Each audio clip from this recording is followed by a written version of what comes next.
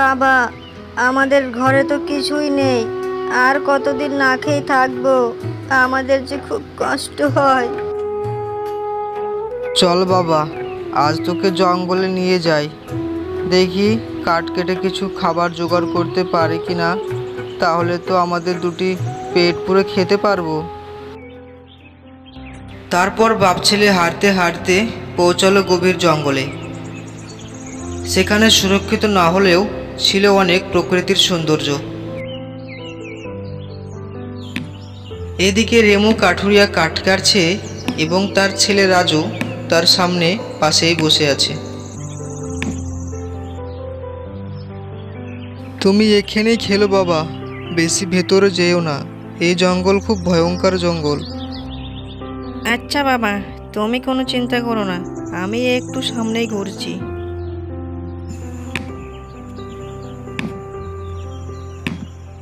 রাজু আস্তে আস্তে যেতে যেতে এক ঝর্ণা নদীর পাশে চলে যায়, আর সেইখানে ছিল এক ময়ূর।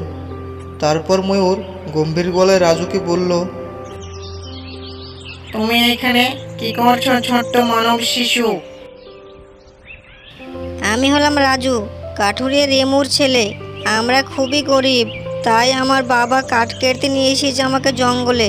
তাই আমি একটু ঘুরতে এলাম, বাবা ওদিকে কাঠ কাটছে জঙ্গলে।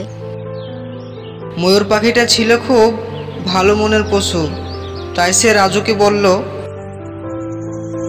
বাহ, তোমার নামটা খুব সুন্দর রাজু, তুমি খুব ভালো মনের মানুষ। চলো, তোমাকে আমাদের জঙ্গলের বন্ধুদের সঙ্গে দেখা করাই, তোমাকে ওদের সঙ্গে পরিচয় করিয়ে দিই, দেখবে ওরা খুব ভালো।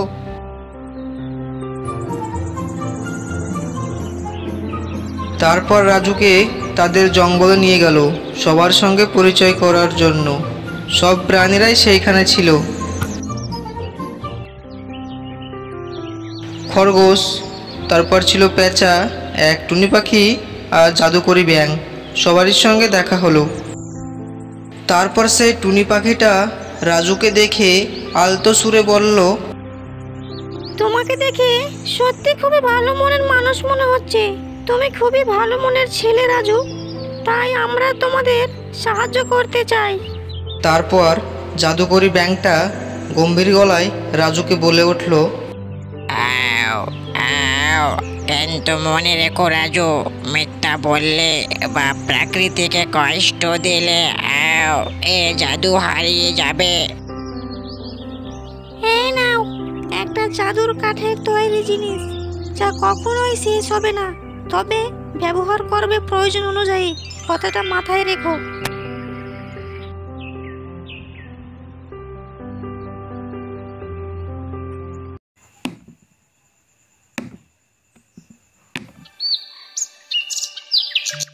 এই কাঠে যেন একটা আলাদা লেভেলের জাদু আছে, এটা দিয়ে টেবিলটা খুব সুন্দর হয়েছে। রাজুর বাবার টেবিলের কাজটা সম্পূর্ণ হওয়ার পরেই রাজু সেইখানে রুটি খাচ্ছিল। তারপর সে রুটিটা টেবিলের ওপর রাখতেই সে রুটি দ্বিগুণ হয়ে যায়। এদিকে তো তার বাপ ছেলে খুব অবাক। তখন তারা বুঝতে পারলো এটি একটা জাদুই টেবিল। তারপর তারা দিনের পর দিন খাবার এইভাবে দ্বিগুণ করতে থাকে আর গ্রামের অসহায় মানুষদের মধ্যে দান করতে থাকে। এইভাবেই তাদের খুব চলতে থাকে। তারা দুজনেই খুব সৎ ছিল, শুধু নিজেদের জন্য নয়, গরিবদের জন্য সে মানুষদের জাদুর কাঠ ব্যবহার করতে লাগলো। কেউ আর অভুক্ত রইল না, দেশের সবাই পেট পুরে তিনবেলা খেতে পেত। এইভাবেই সবার দোয়ায় কাঠুরিয়া ওর তার ছেলের প্রকৃতির বন্ধু হয়ে উঠেছিল। তাদের জীবন খুব সুন্দরভাবে কাটছিল।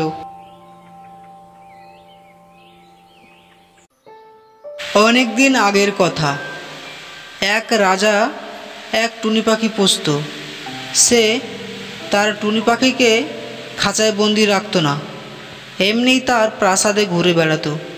টুনি পাখিটি রোজ জঙ্গলে যেত, শিকার করত, উড়ে বেড়াতো, মন মতন আবার সন্ধ্যের সময় রাজপ্রাসাদে ফিরে আসতো।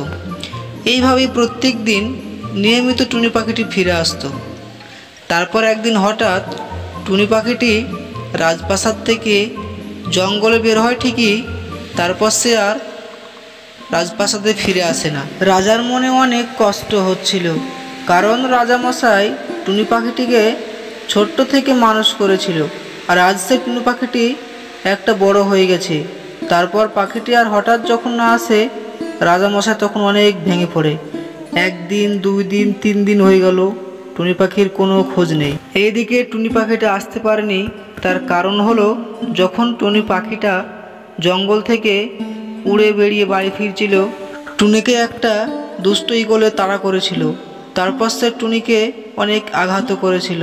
তারপর সেই ঈগলটি টুনিকে একটা আঘাত করে সেইখান থেকে চলে যায়, আর টুনিটা জঙ্গলে ছটপট করছিল, সে অনেক কষ্ট পাচ্ছিল। তারপরে একটা ভালো মনের মানুষ সেই জঙ্গল দিয়ে যাচ্ছিল। তারপর সে টুনি পাখিটিকে দেখে তার মায়া হলো। তারপর পাখিটিকে সে তার সঙ্গে বাড়ি নিয়ে যাচ্ছিল।